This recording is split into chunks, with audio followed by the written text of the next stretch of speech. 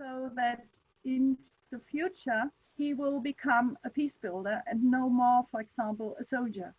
Because in that child care center where they got all the important school education and a lot of other peace education and trauma rehabilitation, they also learned, for example, to help now out other children in the town, to give them homework and so on. And so they have completely changed. So this just as one example, what I wanted to say about this statement of inner peace to outer peace.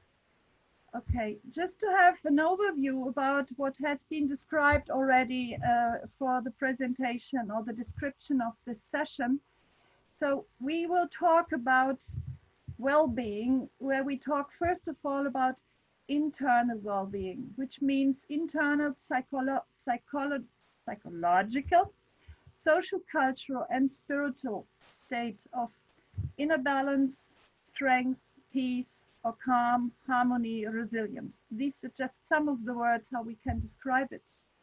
And of course, inner well-being is also linked or interconnected with external well-being. So the external conditions of comfort, good livelihood, and health, security, safety, good governance, and of course also justice. So of course you can develop much better internal well-being if you also have external circumstances where you have a good living. For example, I know in South Sudan, the women in the refugee camps, although they had done several seminars on trauma work, and they were quite aware about trauma, they told me, with all those ongoing problems we face every day, we get re-traumatized and re-traumatized. So the other way around. So this is already one connection. Then you can see that also external well-being will also be connected to what we call a lasting positive peace. That is where you don't have any conflict or war, or instead you manage to resolve your conflicts without violence. You can strive for socioeconomic development and you can create good living conditions. So this is also linked. I don't know why this comes up. Okay, let's go from internal well-being to the contrary of it, which is internal, what I call now unwellness. It's a feeling of imbalance, of stress, sadness, depression, fear, tension, and aggression. Loneliness, despair, traumatic, dissociative, or physical disorders. So this can even go up to very deep traumatic disorders, which then can take a long time to overcome, and normally these people will suffer if they don't really get good therapy. They will suffer from it all their life and even pass it on to the next generation. So, and now we have a look how both of them are linked to the other side. If you go to the internal unwellness, so if people once are imbalanced, then they develop a lot of resentment and lack of trust towards others, or even hatred against their neighbors in the next village. And they, in order just to protect their own identity, because they feel so much unprotected, is that they make this difference between we and the others. So the others are enemies and no more friends. So often this ends up that persons, families, and even whole communities, they lose their social and also cultural integrity and identity, and you get more and more psychosocial destabilization. All of this I could observe, for example, in South Sudan. And on the contrary, well, of course, let's go to the right side. And if you're in such a state of hatred, resentment, so the smallest conflicts which might come up again will also trigger again violent conflicts and violent clashes. And so you have repeated conflicts, civil wars, you have very much more sexual and domestic violence, and it can even go up to a lot of atrocities, massacres, and a complete dehumanization. And on the other hand, if you could develop an internal well-being, you become able again to reconcile, to forgive, to respect others and to feel solidarity with others. And you come to that feeling of we are together. And you can create again psychosocial intercultural integrity, which then again leads you to lasting positive peace. And what we've already seen, you can build up an economic development and good living conditions. So just to show one more, which is often with trauma, is the vicious cycle of transgenerational reproduction of trauma, mistrust and violence. You can see if violent conflict situations and traumatic experiences, especially in war or civil war, they affect then women, children, men, and communities, and they become victims and aggressors again, especially men. Often then they try to compensate their traumatic experiences by more aggression, by more control.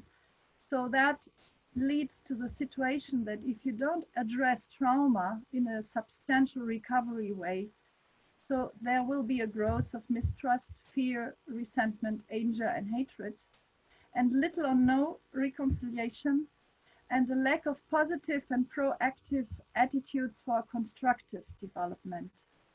So people also tend then to avoid or to aggress or just to block solution finding patterns, which then again, oh dear, where are the pictures? I have to put them here. So the lack for the resilience then for non-violent conflict solutions and the susceptibility to trigger again new violent conflicts will then again lead to more conflicts, to more civil wars, and again to more traumatic experiences. So this is something we should be aware of, because we don't just get rid of trauma and other psycho and mental health problems need to be addressed if we want to get peaceful situations and lasting peace, so that people can still be able to build up again some peace and reconciliation. And I want to welcome our first speaker, because he will tell us about such a case. And it's Professor Dr. Youngilhan. He is in Germany now, and he created the Institute for Transcultural Health Science. But if I'm right, you came from Iraq, from the Kurdish people, and from Turkey. Turkey, okay, yes. Turkey, but still Kurdish. But yes? Doesn't matter, yeah. Yeah, okay. And so you were the one who developed a transcultural psychotraumatology, and you became quite known in Germany, especially when you did that rescue operation to take about more than 1,000 Yazidi women who had been persecuted and abducted in Iran by the ISIS. And you brought them to Germany so they can get psychotraumatic therapy treatment. But now you've also started to build up centers for psychotraumatology in Iraq itself, so that local psychotherapists can be trained to help the people over there. Okay, I would like to leave the word to you now. So I take back my, can you just put your PowerPoint and mine will go? I will try. No, you have to go out. How do I go out? On the right side. You can up at the top, it'll say stop sharing. Oh, on the top. Okay, new file. Yes, I see. Okay. Yes. No. Where is it? Stop. Right. Doesn't. Computer tone. No. Oh yes. Now I see. Thanks. Okay. Okay. So please, Jan, you start first. Thank you very much. Let me just try to find my... Yes.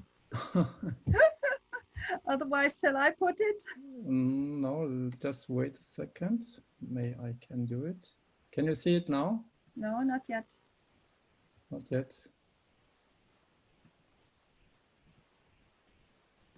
We're seeing your whiteboard. Yeah. Okay. Let's see why. I have tried again. I will try again. Just give me 1 second. Oh, it's still whiteboard. Yeah, you could write it now. I don't know why. Maybe you need to stop sharing the whiteboard or Yeah. and click on the other. Whom do you mean, Matthew, me or him? Here he goes. But Oh, yes. No, this is the email program. Yeah. no, yeah. Okay, I will try again. Just.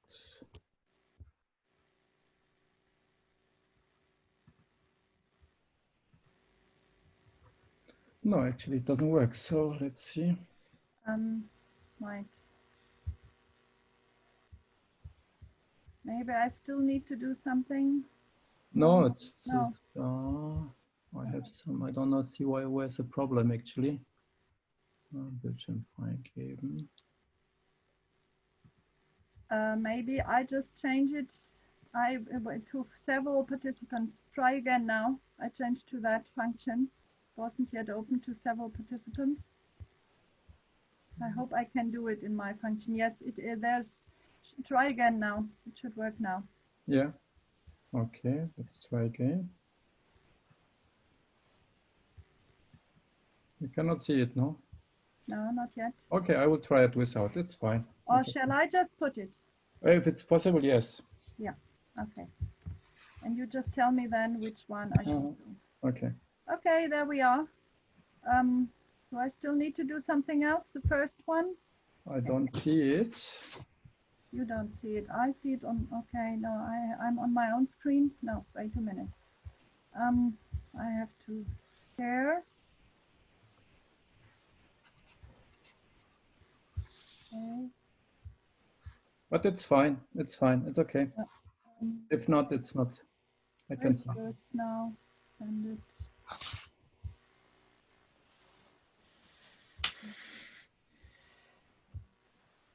No. Okay, doesn't matter. So I will start Okay, without maybe it's slides. even It's fine. easier than I don't know how to put it. No, that's okay. It's fine. Good. Thank you very much, firstly, for the invitation. And I will talk a little bit about my personal experiences with self-traumatized women and girls who were in IS captivity. And from this part, I will talk a little bit about the aspect of transcultural psychotherapy and psychotraumatology and how to cope. And of course, it's a part of well-being and have a perspective for the future. And after the terrorist attack, Karin mentioned it before, by so-called Islamic State and the brutal and inhuman situation, the German government decided to take 1,100 most vulnerable women and girls for medical treatment to Germany. I was the medical and psychological head of this program, and we take in 2015 more than 1,100. During this time, I was mainly in Iraq, based in Iraq, and speak to 1,400 women personally. And the stories actually were not easy to come to the terms with. And whenever I thought I had just been told the worst story of terror and utmost inhumanity, I had to listen for the tragic and incredible stories. So I had in my picture one girl that unfortunately you cannot see it, but it was Yasmin. She was 16 years old. Who wake up at the night. She was before in the hand of the IS, was worried that IS can return back and rape her again. She got up, sprinkled her face with food and set her and fire to herself. She survived, fortunately, but her facial skin and hands were burnt. And she told me every time, if I am ugly, they will not rape me again. This was for her very important. But nevertheless, The strength and hope of the young woman who spent many hours facing me actually impressed me very much. Despite all those immeasurable cruel experiences, they keep fighting. So why I'm talking about these terrible cases, because, ladies and gentlemen, these are real, and we have to ask ourselves how we can accompany the survivors of terror so that they learn to deal with the past and again have a perspective, even they will not forget these traumatic events. As a scientist, you and me, we know and can classify this action according to range of political, sociological, psychological theories, but sitting across from this woman, seeing them cry, doubled over, ashamed in pain, I try to understand it from the perspective of a human being.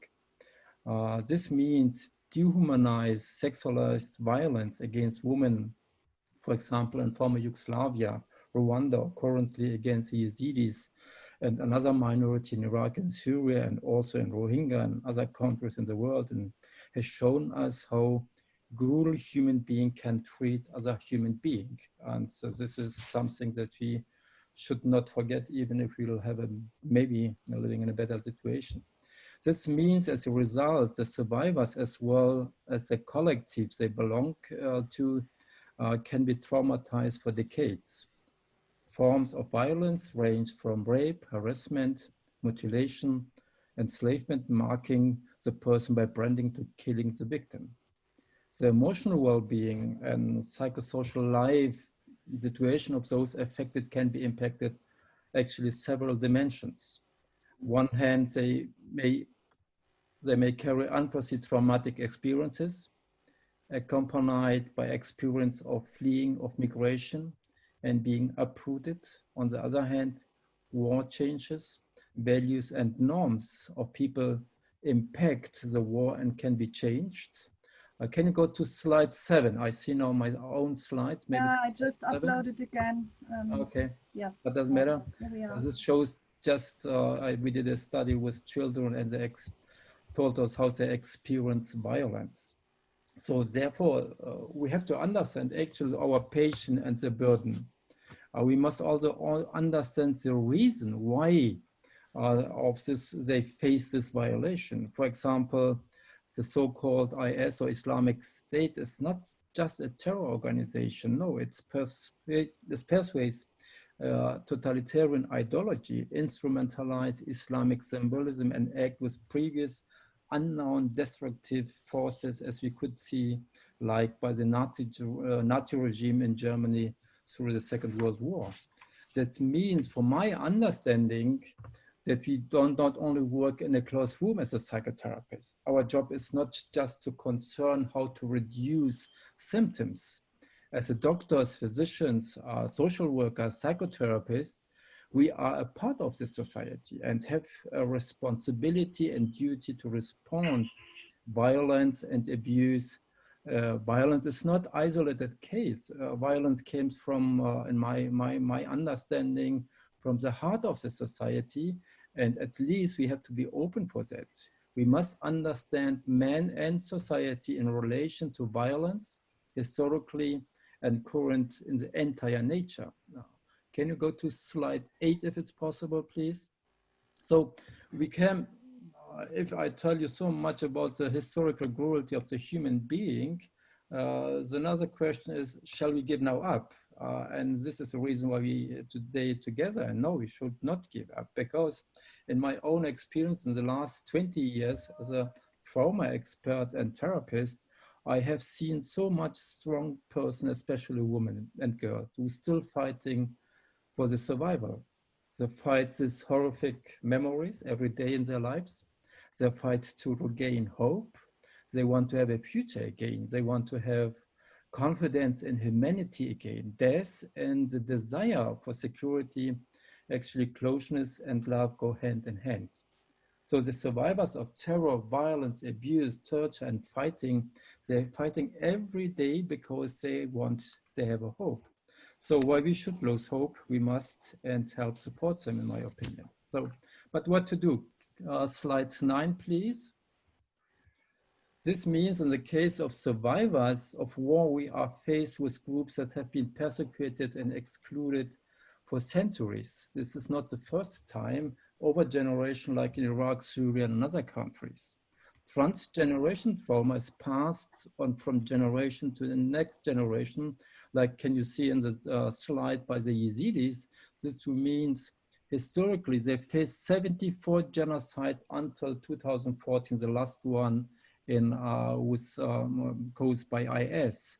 This means it's a transgeneration trauma which is passed, the historical trauma, to the next generation. Also, there's a collective trauma, which means on the 3rd August 2014, the IS aimed to destroy the whole society, not just take some of the women or girls. And of course, there's the individual trauma. Individual trauma mean all of them have their own pain and own situation. So we are talking about 3 parts or 3 types of trauma: transgeneration trauma, collective trauma, and individual trauma. Could you go to the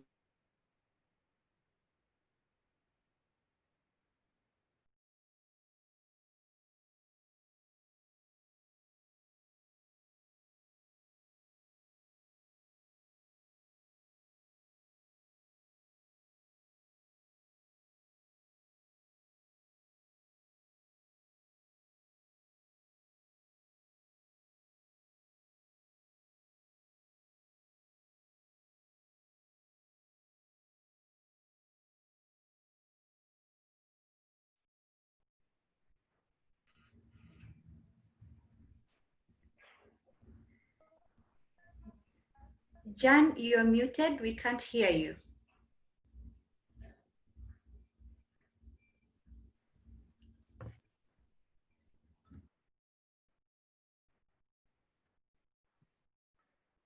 How is it now? Can you hear me? Yes, okay. Yes, you should hear me now. Okay. So this is important to understand that the trauma that we are talking about is not just one type of trauma, and it's depend on cultures like in Africa, for example, or in other countries, they face for many, many generations. So what we can do as a psychotherapist or as a physician, so first of all, of course, need a secure environment. If you don't have secure environment, you cannot do any stabilization, which is very, very difficult sometimes. When we were working in Iraq, we were 30 kilometers close to the IS fighting, and the people were worried, they are feared, and they have no future. But despite this, if we are in contact with them, we can give him some information, something like psychoeducation. So first, as a therapist and social workers, we have to actually find a new approach how to deal with them. This is much about trust between patients and therapists, relation, to be honest. Honestly means, yes, there is a danger of bombs, there is a danger of escape. However, it's still, in my opinion, possible to stabilize the patients through a good relationship and psychoeducation. At this point, we must remember that people from traditional communities are not individual like in Western countries. The family is very important. The tribes are very important. They are living in a social system. So the well-being situation of an individual is dependent on the well-being of the society and the collective. They are linked together and the thought is different. So the approach to different cultures means to find new ideas of the Western ideas of psychotherapy. We had to adapt in so-called culture-sensitive psychotherapy. Just give you an example, in the modern way of psychotherapy with traumatized patient, they it's a need to have a confrontation with the idea, with the traumatized situation. In some traditional family, to confrontate them with the trauma, it's sometimes very difficult. So especially in the Yazidis, I cannot say, close please your eyes and remember how you raped. So it's a feeling of a shame and they don't want to talk about this. And in some studies, we can find that sometimes not talking about traumatized event is a rehabilitation themselves. So it depends on the culture, it depends on the individual, and this have to be taken into account if we're talking about that. And how far psychotherapeutic trauma work is possible. Also, it depends also in the case of sexuality. I talked to, since 2014, I'm in Iraq, and I talked to more than 3,000 young women who were raped by IS, and they belong to a very traditional culture, and the sexuality became a very important issue because they are ashamed to talk about them. So we did a study, maybe on the slide 12, if you can see. So you can see the symptoms of the women that we did the research, and they react very different. And on the slide 13, you can see there is a very link with a feeling of shame and dissociation and crisis. That means this feeling of shame should be a part of the psychotherapy, very sensitive, but we have to talk with them in another way, maybe. Let me come to the conclusion, ladies and gentlemen, because our session is also about well-being and peace. This means dealing with emotional hurts means working for peace. Why? Psychology and trauma studies are still unfamiliar fields in Iraq and Syria and other countries. The treatment of emotional hurts and dealing with the past are part of reconciliation and peace process, in my opinion. When people learn to deal with their own aggression, when they don't resort to violence as a solution, but seek conversation, and dialogue, then psychotherapy became important for the development of the society. Also, this is a very lack of studies that we see, but we started to do some studies about the impact of justice and psychotherapy. If there injustice, how the people can feel secure, how the people can have the feeling, yes, tomorrow will be a better day. So in the aftermath of crimes against humanity, human rights violation and genocide, the question arises whether and how justice can be restored. Yet if war have a negative impact on health, then programs need to deal with them. For this reason, the importance of psychosocial well-being and mental health for the reconstruction of society is acknowledged. Develop restoring justice also requires good psychosocial care. And so such a psychological treatment can make an important contribution when it's come to building new trust and improving mental health. So in my opinion, human rights and health, and as well well-being, psychosocial support cannot separate it in psychotherapy with survivors of war and terror. The last pictures that you can see on the slides, I put it in because despite this terror and this pain that the woman faced, they never lost hope. You can see the burnt woman who is now speaking in German, fluently German. She is training for a profession. And one is from Nadia Murad, maybe you know her she is a Nobel Peace Prize winner from 2018. When I met her first 2015 in Iraq, you will not believe in which kind of traumatized situation and pain situation I found her. But then we take her to Germany, did a treatment, and she became now the voice of the Yazidis, a very traditional society, but also a voice for the women worldwide. So we should not lose hope, because in my experience, our patients still fighting, and if they're fighting, we should be with them and support them. Thank you very much.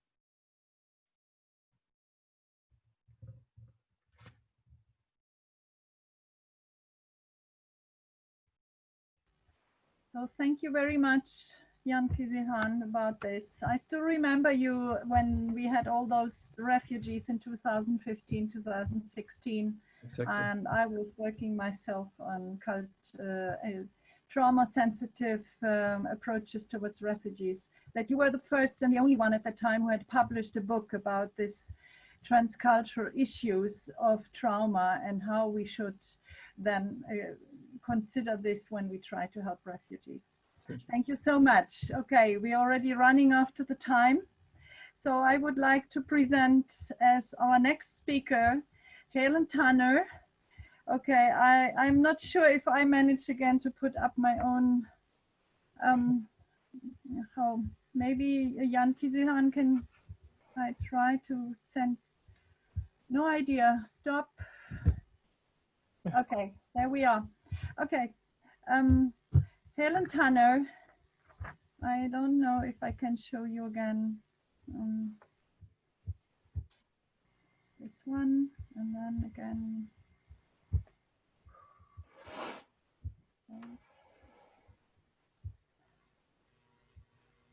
Yes. Helen.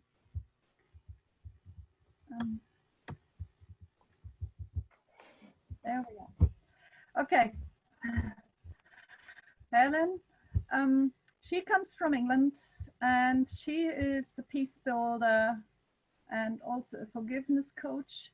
So she was looking for her own ways how to come up to build peace, and I think she had a lot of experiences also abroad within humanitarian work and working in Botswana, Tunisia, Libya, Myanmar, South Sudan, Kosovo, Belfast. So what I understand, they are all conflict areas.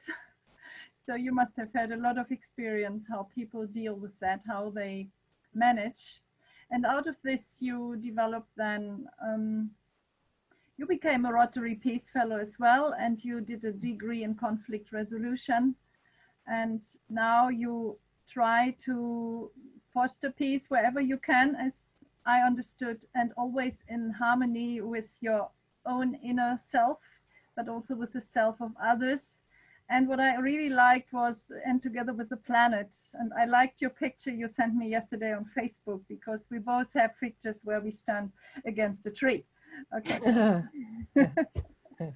Okay, so I think you just go ahead, because you will talk today about how we can use forgiveness for building peace, searching for peace, uncovering forgiveness. And I think you had such a nice abstract which touched me. So I would like to leave everything to you now and not talk anymore. Okay. Thank you so much, Helen. Okay, so thank you so much, Karin, and good morning, everybody, and welcome to you all. So these are turbulent times for our global human family, and for many it is unsettling, frightening, confusing, and there is a general feeling of instability. So on the one hand, we're responding with love, care, support for each other. But on the other, we are deeply divided. And as this division is exposed, so too is our historical wounding, our fear, and this hidden drive for vengeance. So at this crossroads, we are being offered an opportunity to find a new way of being and coexisting with all life on this living, breathing planet. This new way will require us to change at a systemic level, but also at a personal level. We here, as peace builders, we are being called to fully show up as the leaders and peacemakers that we are and were born to be. We are needed now more than ever to speak our truth, to step up, step out, be visible and be heard. And as we find the courage and fire in our hearts, let us be fueled by love, not by the accumulated rage of our unhealed traumas. May our rightful anger focus our energy, just as the arrow flies straight to its target, into creating the new. How we build peace in this dawning age is as important as what we build. So we often discuss peace as though it is what's left when we are no longer at war with each other. But this viewpoint is not enough for it to be sustainable. We've got so many examples from around the world of where physical fighting may have stopped, but the healing never truly began. And it was only a matter of time before the fire of destruction once again sparked, maybe decades, maybe centuries later.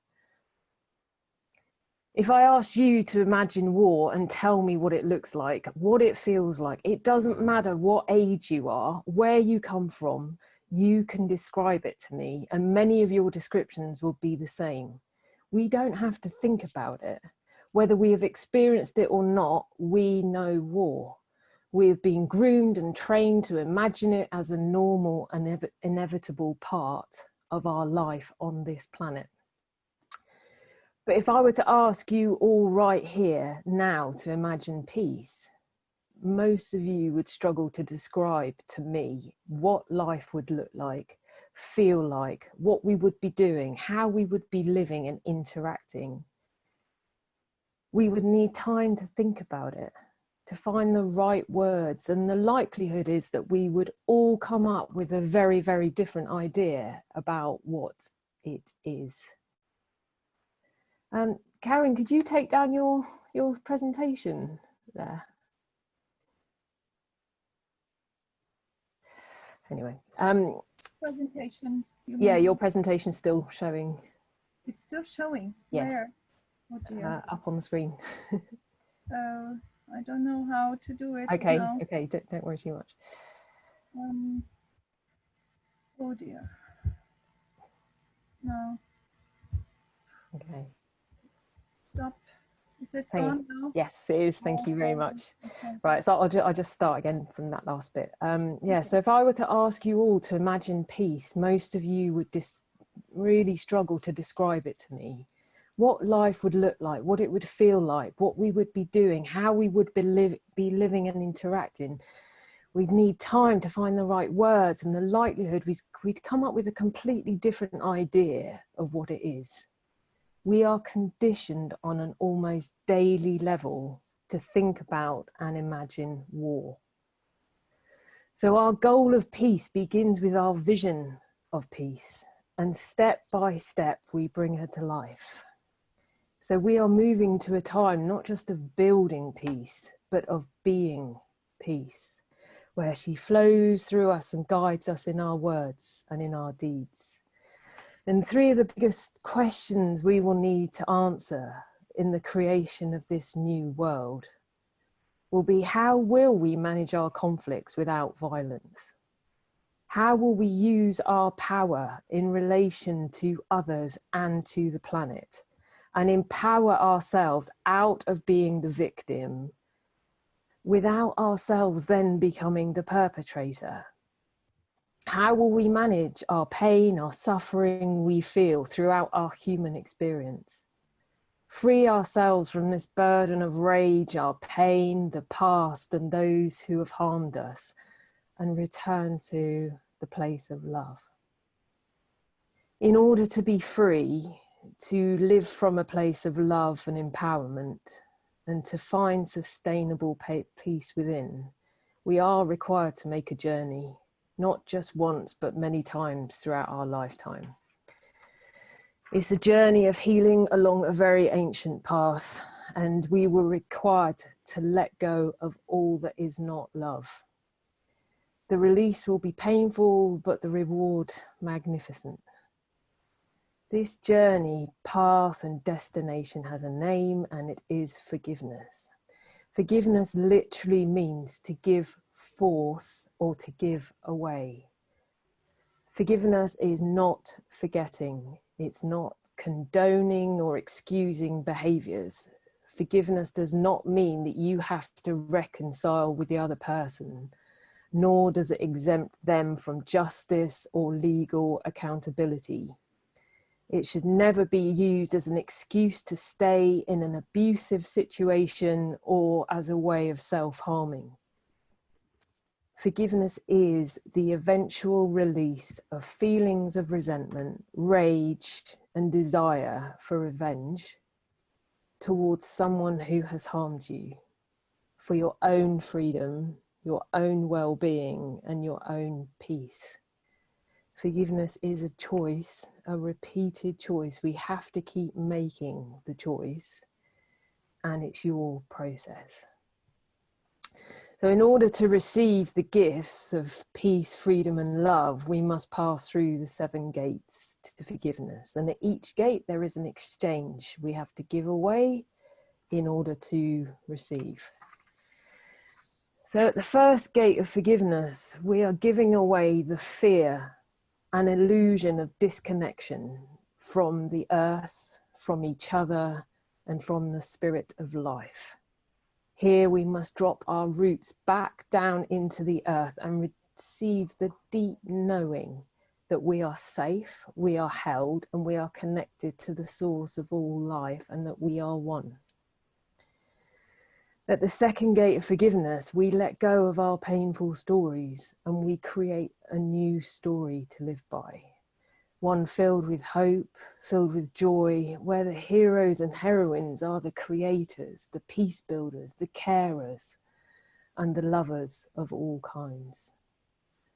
At the third gate of forgiveness, we release our willingness to use our power over others, or giving our power over to others through our rage, our blame, our labeling, and through being a victim. We move towards to sharing our power with others and in collaboration, and to empowering others. At the fourth gate of forgiveness, we unblock our heart by feeling the grief of our loss. Allowing the tears to flow releases the heart to love once more. At the fifth gate of forgiveness, we let go of self-betrayal and living a life which is not aligned to our highest purpose and truth. We find our voice to speak out and our truth and live with full integrity. At the sixth gate of forgiveness, we move away from living a life based purely within the physical world to living one connected to a vision of something greater, guided by our intuition and inner wisdom. And at the seventh gate of forgiveness, we become the channel for peace, aligning ourselves fully to our highest purpose. 3 things you can do to get started is firstly to make a list of anyone you are holding resentment, anger, or desire for revenge against, and why. It might be parents, siblings, family members, God, your significant others, your children, yourself, your body, your friends, colleagues, employers, politicians. The list is endless. For each of the people you can name, complete the following statement. I am holding on to, whether it be anger, resentment, or hatred towards whoever, because they, and just write what they have done in your eyes that has hurt you. And just keep writing these statements. So you're beginning to get a sense of, this is where I'm holding on. So you're getting a bit of an overview. So that's one thing you can do now. The second thing is, once you've got that, is to choose one and to focus, to really focus in and say, actually, I'm going to heal this one. I'm going to start here. It doesn't matter where you start, just start with one of them. And at this point, write down your painful story. Just put it all down onto paper. And when new things happen to trigger the memory or to trigger the hurt, write it down. So create a space somewhere where you are going to write your painful story and contain it. We put it in a kind of container.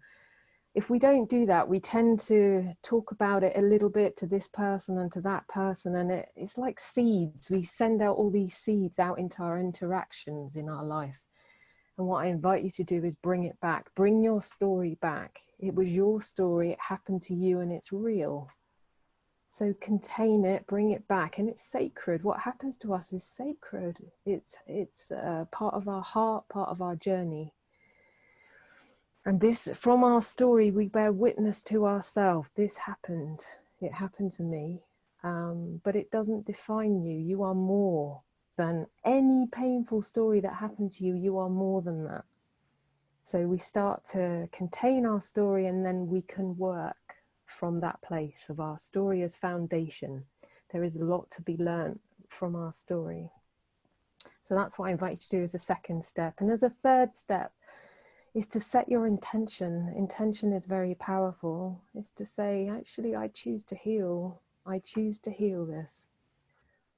I want to let this go. I want to find love again. I want to be free of this. And one way you can do this, I find nature very powerful, is you go find a place in nature and sit and breathe. Just notice how your body is and just allow yourself just to relax in that moment. And allow yourself to think about, if I were to let go of this pain and suffering, how would it feel? What change would you like to see in yourself? What would you be doing if you were no longer holding on to all of this suffering? What would happen to your energy? Notice the people you would be with and how you are interacting with those people if you were to let this go. And when you imagine this future self that has gone through this journey, what advice would you give you to the person who's still hurting? What advice would you give to that part? And when you are ready, just make the commitment. I commit to this healing process. And in that space, wherever you are, just try and find a little, whether it be a stone or a pebble or a leaf or something natural that somehow for you symbolizes that healing process. And bring it back with you and place it somewhere. And every time you look at it, every time, yeah, just keep tuning into that place of healing and future well-being. It's very, very powerful to set your intention, particularly in nature, and to be witnessed that this is what I choose. And you will be aided and helped. You're not on this journey on your own. So those are my three top tips to get you started. And as peace builders, we are needed now more than ever to do our work at the highest and deepest possible level. And in order to do this, we have to do the inner work. There is no getting around it. If we build peace in the outer world, but we do it with rage and pain in our heart, we will only build so far and so high. The true inspiration for our work must come from the foundation of healing that we are able to bring forth from our own heart, to our own people and to our own land. In this way, the river of painful stories which has been passed to each and every one of us from our ancestors, from the pain that hasn't been healed up to now, stops with us. And from this point onwards, it's peace that flows forward from you and through you. If forgiveness were a person, she would be a woman. She, like many others who have stood and spoken up for peace in the world, has been deemed a threat to the old world order. She's been put in chains, hidden away, possessed, owned, treated like a slave, and her story and gifts withheld. She is the one with the key to peace. So I really invite you to get to know and invite forgiveness into your own lives, to honor her gifts and be humbled by her demands for your growth and healing. And I'm here to serve you on your journey. Please reach out to me if I can assist you. I guide people through the 7 gates to forgiveness. And yeah, please just reach out for me. Don't feel that you have to go through this on your own. As a final note, I just wanted you to know that I have been brought to my knees in my own life by betrayal and abandonment.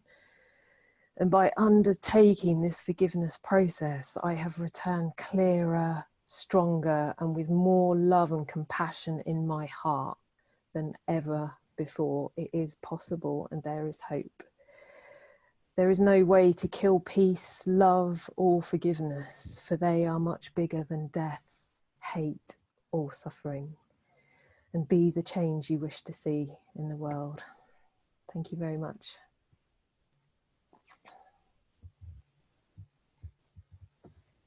Okay, thank you so much, Helen, Tanya. I think I should not add anything to it, and maybe we can just go to Lablu, because I think it will just help us to continue what you have told us. and to practice it a little bit more now, to go into our inner world, in our own inner world by mindfulness. So I don't dare to put the screen on anymore. So sorry, Lablu, I will just talk about you that way. So Lablu, he's a therapist. You are a Buddhist monk from Theravada studies. That's right. Yes. Yes. Okay. So Lablu Barua, he's a spiritual teacher and a mindfulness mediation expert, and as this he has come to join us today. But he also pursues BBA and MBA degrees and now a PhD degree at the university in Thailand, the Buddhist university. I don't dare to say the name, it's too long. Okay. The university. And you're also an ambassador of Institute for Economics and Peace. And you have been working with different organizations to promote inner and outer peace. And in this capacity as a Buddhist leader, you have visited different countries and you have promoted interreligious and intercultural dialogue. So you are also an author of numerous articles, and you are especially now promoting interfaith dialogue, such as Hindu-Buddhist or Buddhist-Muslim dialogue. And you are switching between Thailand and Bangladesh. Right now you are in Bangladesh, yes. And yes. And I would just like to invite you now just to continue after Helen's speech to talk a little bit more about this method of mindfulness, which can be one of the methods how we can work within ourselves and how we can focus. Thank you very much, Lablu. So good afternoon from Bangladesh, and my blissful regard to Karin, Helen, Professor Jones, and all facilitators, and greetings to all participants in here. I'm going to talk about how mindfulness can contribute to peace and the futures. I think that we are listening every day mindfulness in our daily life. So mindfulness, because it's used as a desk in a religious institute, school, college, university, and in many government and private organizations. So what is mindfulness to you? That is my questions. When I talk mindfulness, I might use some ancient Buddhist philosophical words, as I am a Theravada Buddhist monk, and my more research on the Theravada Buddhist perspective of mindfulness. And also mindfulness start during the Buddha's times is 2,560 years ago and until today. So for me, mindfulness is like a completely engaged in a present moment, each moment with a awakened mind. And in our lives and paying attention one things as it is arising. Like our Buddha said, yatha bhuta. That means whatever is arising, see it exactly, accurately, and rightly. So if you see some things very rightly and clearly, moment to moment, then there is no doubt, which is in our Buddhist philosophical word called vicikiccha, that means doubtful, no doubtful. If you have doubt, some things about real, you cannot realize the reality, and you feel fear, worry, and many also mental problems. According to Buddhist philosophy, if we have a doubtness and we can develop ourselves, which is called the unwholesome or unskillful road, is a greedy, hatred, and delusions. And those of the things mostly affect in our life to the inner quality, and is make an effort to make our balanced life or to give in some forgiveness to others. So most important, we have to control our three things, which is called the akusala mula, or unwholesome activity, or unskilled activity, hatred, delusions, and greed. Because this is like as in our killer, silent killer of poisons for the mind. So mindfulness we have to do in all the times, like I said, when you're taking our technique, we use mostly anapanasriti, that means breath in and breath out. And I tell you that we have to think that how breath in comes, how breath in out, because this is related to our oxygen. We are taking oxygen and we are going to out our carbon dioxide, which is not good for also for the environment, too much carbon. But oxygens, without oxygens, we cannot live as our life. So we must have to be all the times when you take a practice meditations, and you have to practice with our process we call the satipatthana, that means breath in and breath out. So why we practice these kinds of meditations or mindfulness meditation, and why it is important? Because this is very important, and this is very simple way to develop our inner quality, our personal inner quality. That's why in our Buddha said, know yourself, tumme janata, it is Pali called. That means we must have to know first ourselves, and we have to develop positive mind and positive change and positive energy. If we have a positive mind and positive energy, then we can change to the family, from the individual to family, and family to our community, and community to going to the street. So it is very important, and mindfulness is generating also developing the peace, positive peace, because mindfulness which we are doing, it is like as a systematic, because it is like an art. You have to sit in one place every day, maybe 1 hour, maybe half an hour, maybe 10 minutes. It depends on you, but you must have to practice every day, because mind always sometimes come all the times.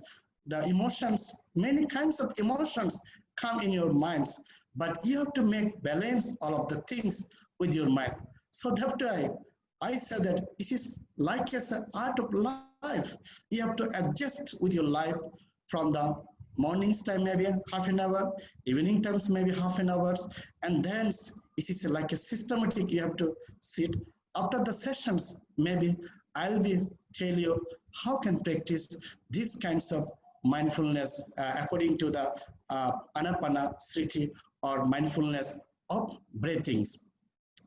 And this one changes our inside, our behaviors, and also this behavior we can change from if we are big individually, behavior can change, good behavior we can upset, then we can follow is the many institute, and the institute is going like a structurally. So therefore I describe mindfulness is like an art, and it's like a way of life to live in a presence, moment to moments.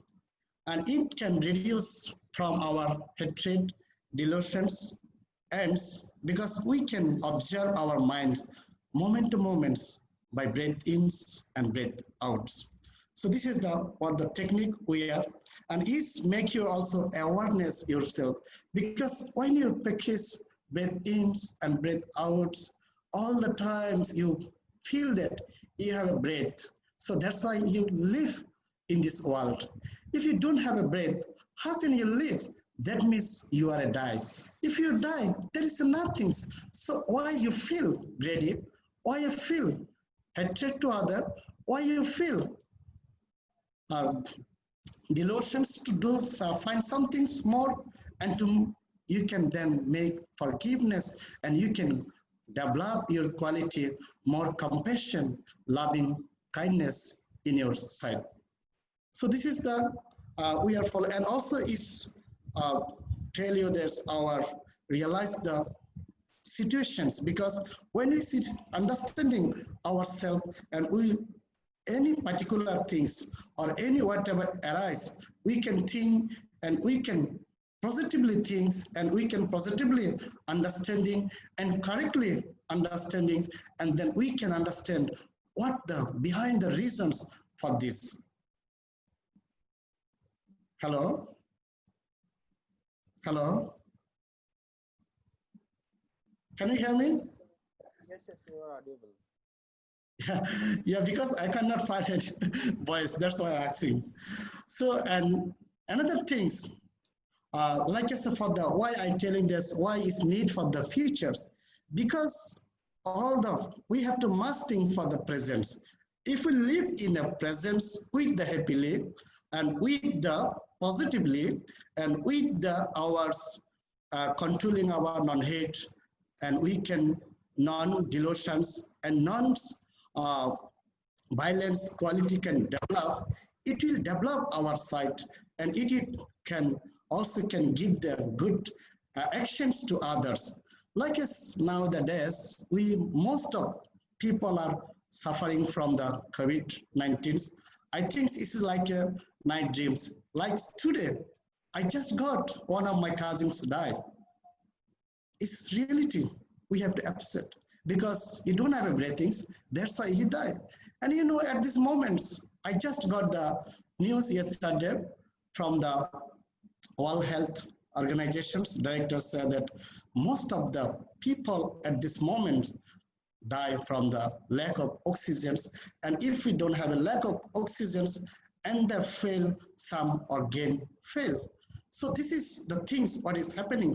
So this is we have to understanding ourselves, and what is going when this crisis come, and many of multiple problem is coming because of some people losing their job, some people have social problems because they are living in one places which is called isolated or quarantine, or they are the social distance, physical distance. Even today, some of my relatives die, but we cannot go there because of there are some of the rules and regulations, and it makes us stressed and feel unhappy. But when we feel that this is the reality, I have to accept, because of I have to live for myself. This is my breathings. If I lose my breathings, so how can I help others? So you have to think about yourself. So that's why one of the Buddhist philosophy tell what we are telling this, by practicing right mindfulness, because mindfulness, not many kinds of mindfulness now at this moment, the teachings, but we are telling this right mindfulness. Right mindfulness means you have to purify your bodily and verbal and mental actions, and it properly manage your actions to make best use and value of life, and it will reduce the social conflict, and it will reduce the mental conflict, and it will reduce the others problems, individuals and also societal problems. Because when you do the Anapanasriti, then you can realize everything, and you can make your life as a middle, we call the Majjhima Patipada. That means the middle way of life or moderate of life. Whatever you need at this moment, you have to accept it, and you have to be happy with it, as like you are happy with your breathings. If you don't have a breathings, you cannot live. That means whatever you need as the most essentials, if you have that things, then you can to the happy to other things, and you will be happy with the small things, and it's developing your inner quality such as a patience, tolerance, sympathy. Because when you're feeling as a meditation of the mindfulness as the breathings, then you also got some of the physical symptoms like a pain in your shoulders, and got also pain in your backbones, and also got pain, and some symptom will be occurs, but you cannot do this, you cannot think that of things, because if you think, you cannot concentrate your minds, which is breathings coming and going. So that's why, excuse me. Can I just ask you now to come to your end, because we will be running out of time and we would still would like to have the discussion groups. Is that possible?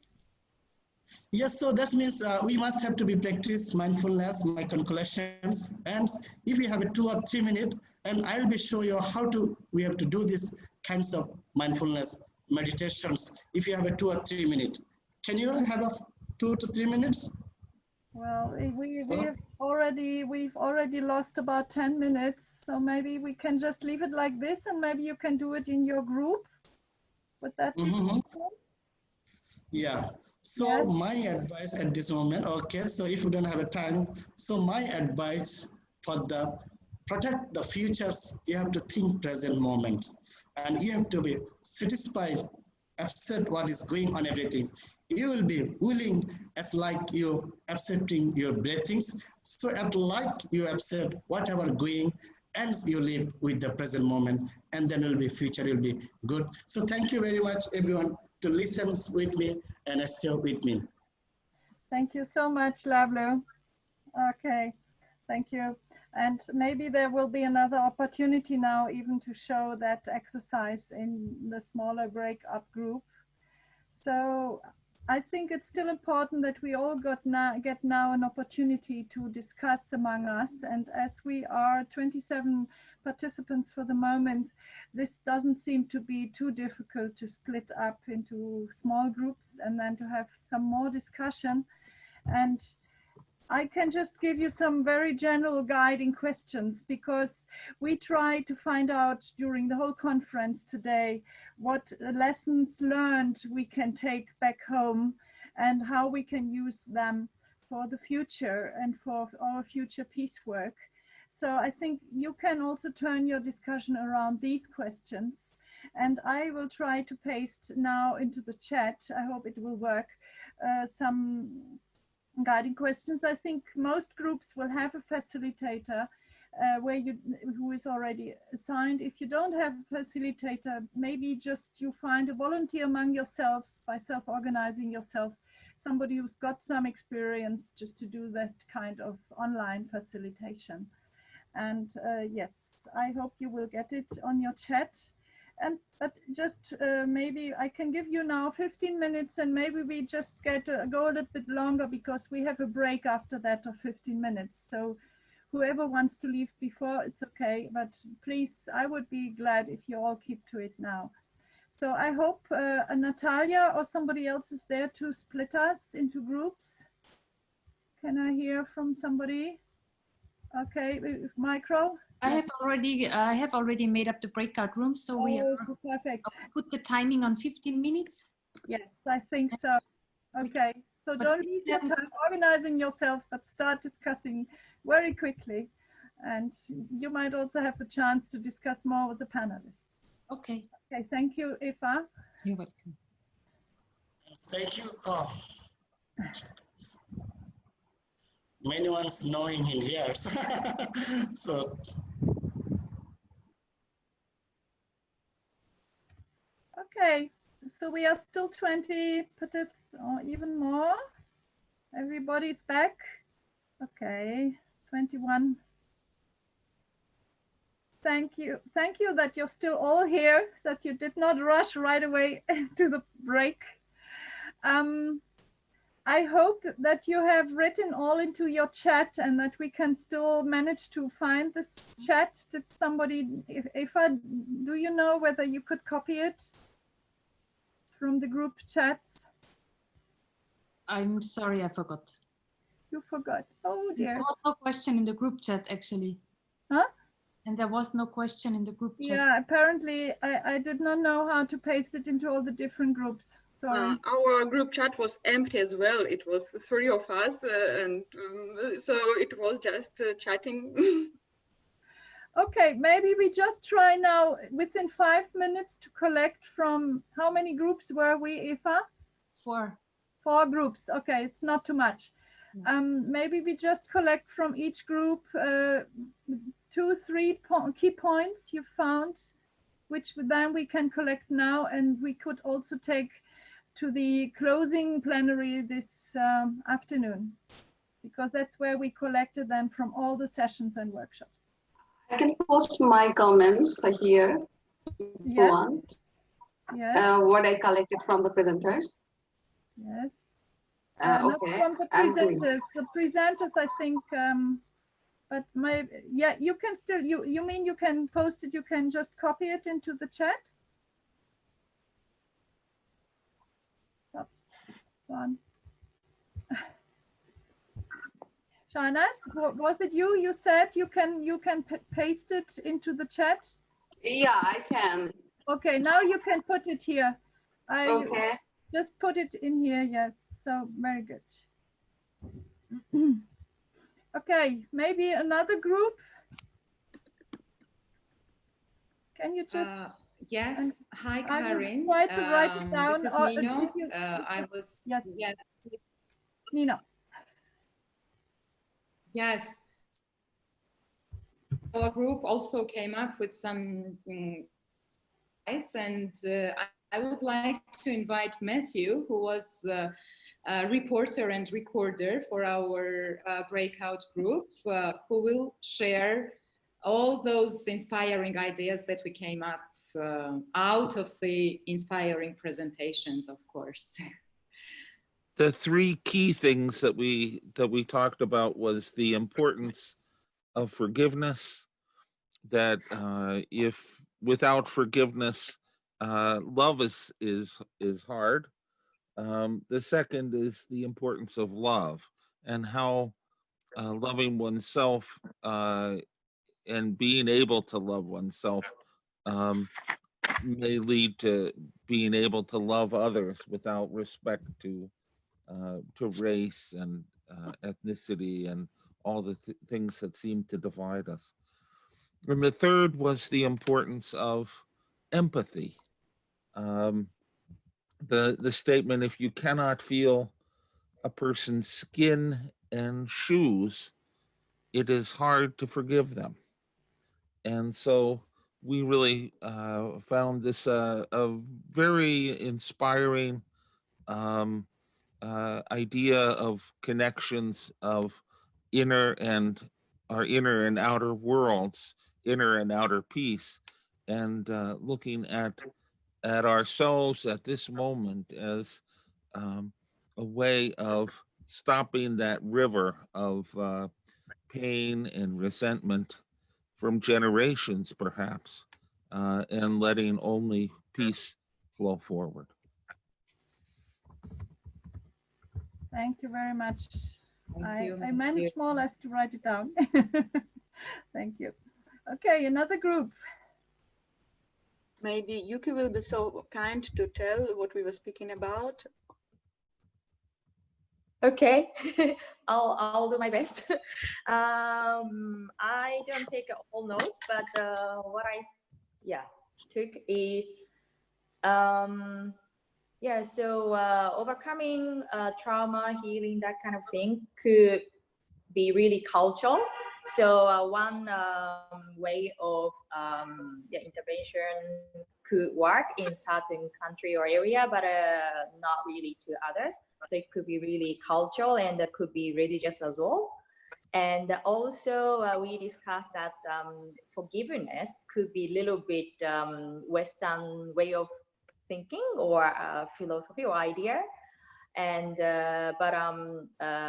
from Buddhist point of view, it could be maybe closer idea to respect others and have a compassion to others. I think that's all from my memo, but could you add if you have some more?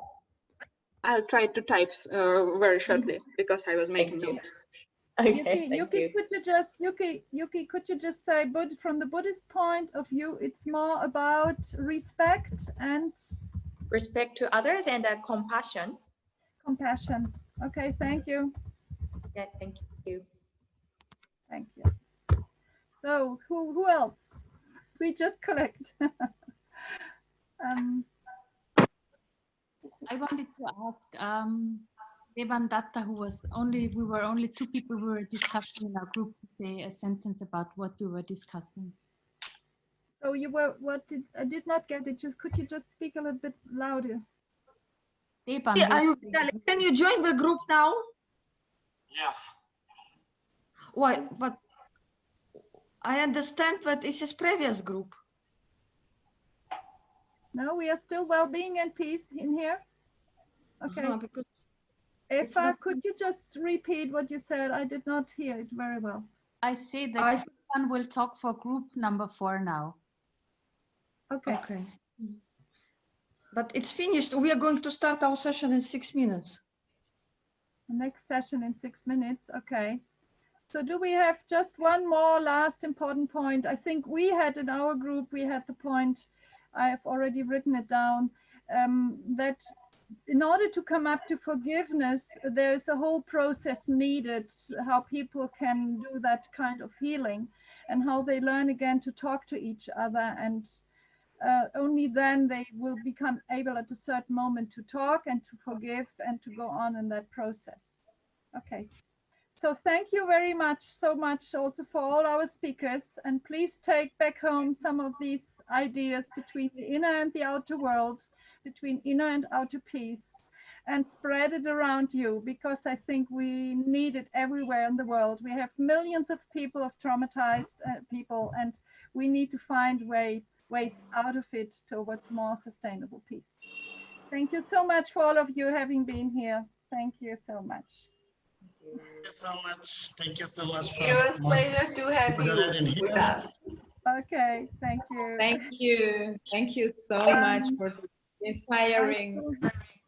Yes.